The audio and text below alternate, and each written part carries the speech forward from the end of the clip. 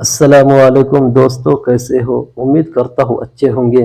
آج کے اس ویڈیو میں بتائیں گے کہ یہود و نصارہ کون تھے اور اس کے بارے میں مسلمانوں کے لیے کیا سوچ رکھتے ہیں۔ چلیے شروع کرتے ہیں۔ بسم اللہ الرحمن الرحیم۔ دنیا میں اسلام کے ظہور کے ساتھ ہی دو بڑی مخالف طاقتیں ہر محاذ پر اسلام کے آمنے سامنے رہے۔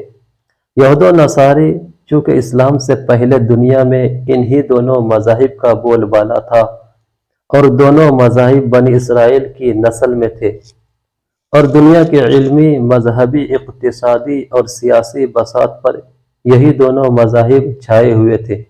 یہ دونوں ایک دوسرے کے حریص ضرور تھے، لیکن ان دونوں کا مشترک حریص کوئی دوسرا نہیں تھا، لہذا میدان میں یہی دونوں صدیوں تک ایک دوسرے کی حریفائی کے ساتھ بلا شرکت غیر دنیا پر حکمرانی کر رہے تھے۔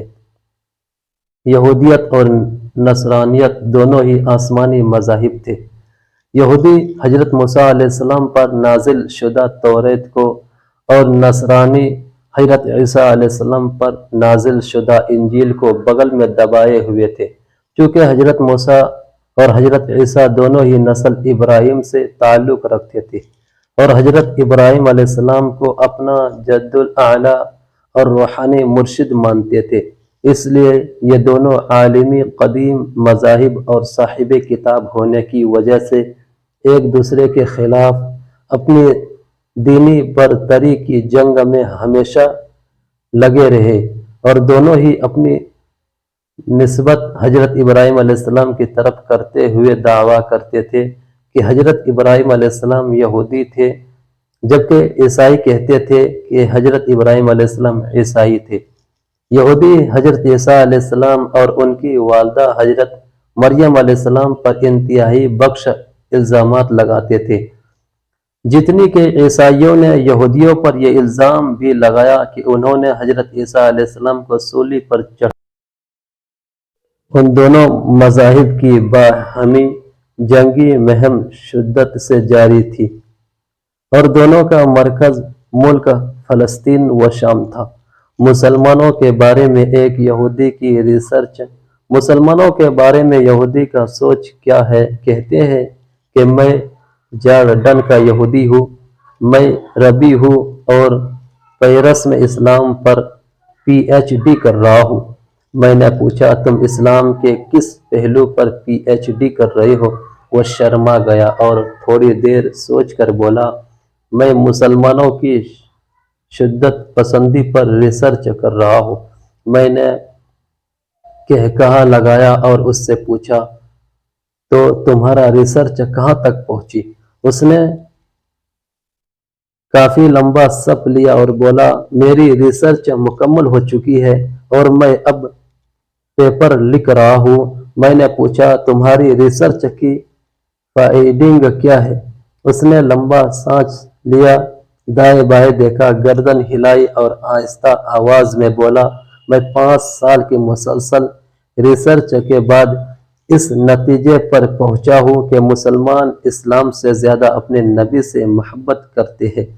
یہ اسلام پر ہر قسم کا حملہ برداشت کر جاتے ہیں، لیکن یہ نبی کی ذات پر اٹھنے والی کوئی انگلی برداشت نہیں کرتے۔